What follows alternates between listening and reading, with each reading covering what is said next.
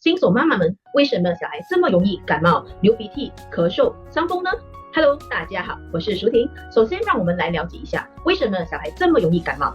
大家会不会觉得，尤其上幼儿园的小朋友，只要当中有一个孩子感冒，其他小朋友就很容易被感染了呢？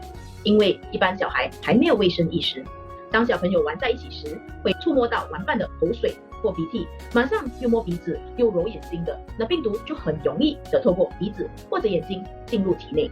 抵抗力弱的孩子更容易被感染。许多病毒就如新冠病毒是透过呼吸道入侵体内的。为什么病毒入侵时我们会流鼻涕、咳嗽或发烧呢？因为我们的免疫细胞会在上呼吸道那里抵抗和清除那些病毒。上呼吸道就成了身体的抵抗病毒的一道防线。流鼻涕是身体毁灭以及清除病毒的一种免疫反应。若身体缺乏水分，鼻涕就会变得比较粘稠。要是鼻涕流不出来，我们就把它吞下去，在胃部，胃酸也会把那个病毒给毁灭掉的。从我们的鼻子一直到底下有纤毛，这个上呼吸道的纤毛的作用，如同帮助我们抵抗病毒的过滤器一样。感冒时就会有很多的免疫细胞会跑到上呼吸道，这时纤毛的活动率就会提高。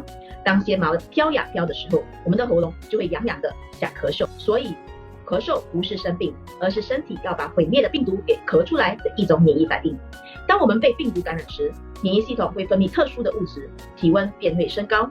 体温升高是为了增强免疫系统的活动，增强抵抗病毒以及阻止病毒繁殖，让免疫军队更容易的毁灭病毒。所以发烧也是为了加速身体毁灭病毒的一种免疫反应。所以其实流鼻涕、咳嗽、发烧都是免疫反应。那如果孩子经常生病，会有怎样的影响呢？下一期会跟大家分享，请继续留守哦。